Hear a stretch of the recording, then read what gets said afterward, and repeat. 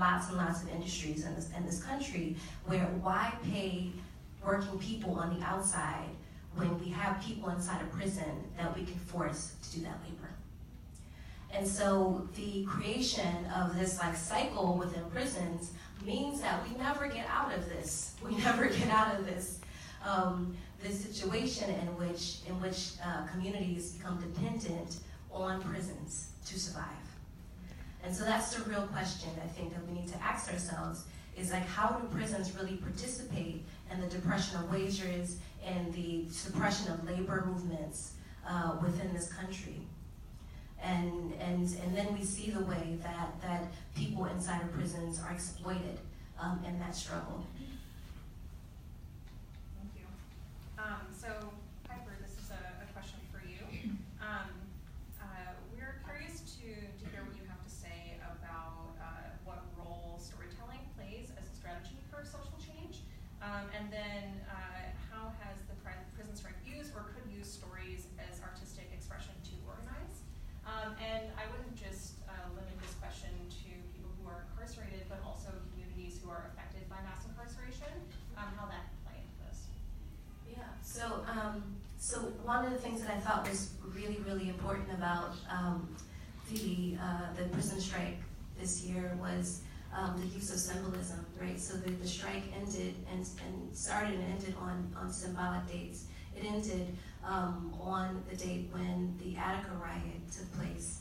And what that did was bring attention, one, to the memory of another moment in history in which incarcerated people rose up and they demanded better treatment, more humane treatment. It also, called us into question of like, have we actually moved that far in our treatment of incarcerated people from Attica until now, right?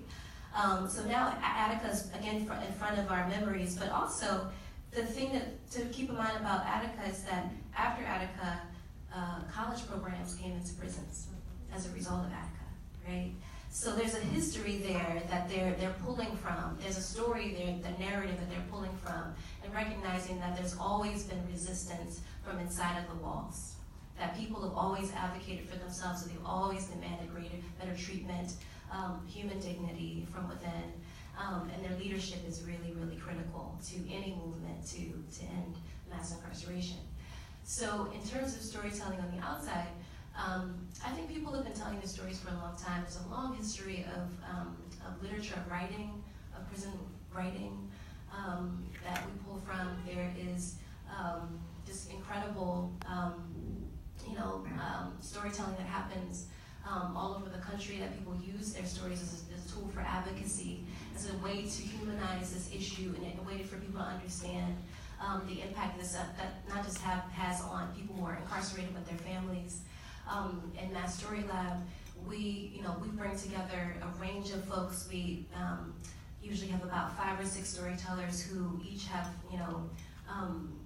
different kind of perspective. Either they're formerly incarcerated, or they have a loved one, or they themselves have been a victim of crime, and they together each tell a story around a particular theme.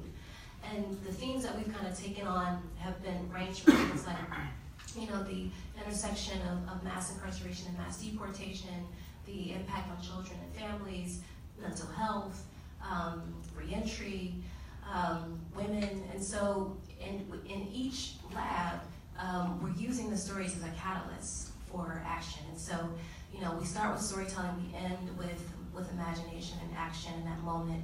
And each one is connected to a community organizing project that's happening.